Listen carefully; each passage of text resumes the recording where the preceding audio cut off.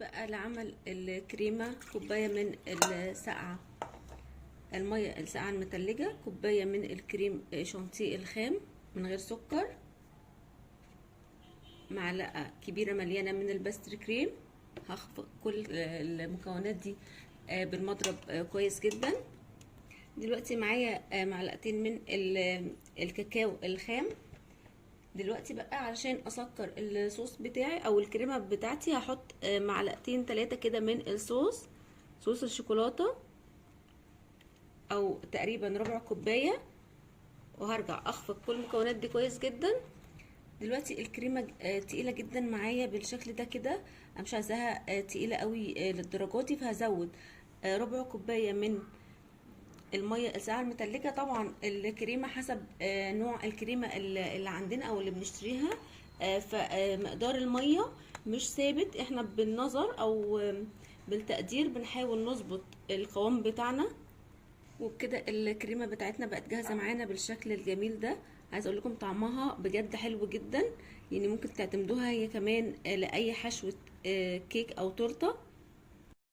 اول حاجه معايا كوبايه من النسكويك او كوبايه من الحليب، عليهم معلقه كبيره من الكاكاو المسكر، او لو مش موجود الكاكاو بتاع الولاد ممكن الكاكاو الخام عادي. معلقه واحده بس من السكر، اللي حابب يزود سكر يزود مفيش مشكله.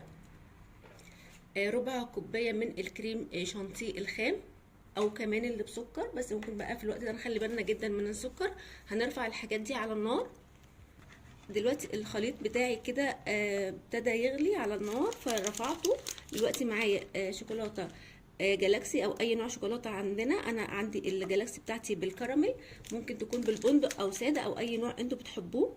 هكسر كده كذا واحده وهتدوب من سخونيه الخليط بتاعي بالشكل ده كده. دلوقتي هسيب الجناش بتاعي كده على جنب يبرد نوعا ما. دلوقتي بقى الكريمه هحط في قعر اي كوبايه او مج او بوله او اي حاجه انا هستخدمها جزء كده من الكريمه، شويه كده حلوين في كل الحاجات اللي عندي بالشكل ده كده. دلوقتي بقى انا هنا معايا بسكوت مكسر، اي نوع بسكوت عندنا احنا بنحبه، شوكولاته او فانيليا اي حاجه موجوده بالشكل ده كده. دلوقتي بقى على كل كوبايه عندي هحط معلقه كده من الجناش اللي انا عملته. هو مش سخن ومش بارد، نوعا ما دافي، يطري بس البسكوت شويه وكمان يدي طعم حلو قوي.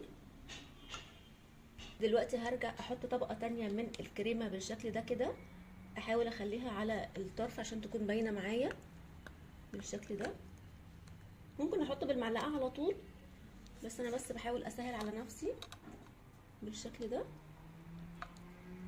دلوقتي هرجع احط طبقه تانية من البسكوت وعليها معلقه من الجناش، وهكرر كده في كل الكوبايات اللي معايا.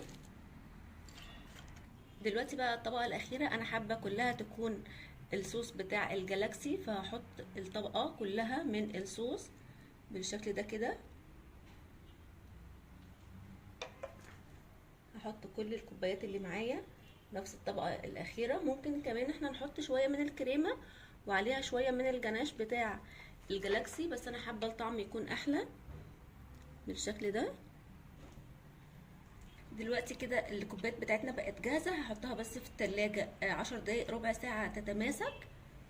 اخر خطوه بقى معانا نحط عليها كده وحدات من الجالاكسي. ممكن نفتح الوحدات او ممكن نسيبها بالورقه، هي بس الورقه بتدي شكل حلو شويه، ولكن لو في اطفال لا ممكن نفتحها ونحطها كده على طول وهي مفتوحه بالشكل ده كده. بقى جاهز معانا احلى كبات من جالاكسي الكراميل بالشكل اللي احنا شايفينه ده. مش شكل بس طبعا، ولكن طعمها حلو قوي. وصفة سهلة وبسيطة، يا رب تعجبكم. واللي جرب الوصفة وتعجبه يا ريت تسيب لي رأيه في كومنت. والسلام عليكم ورحمة الله.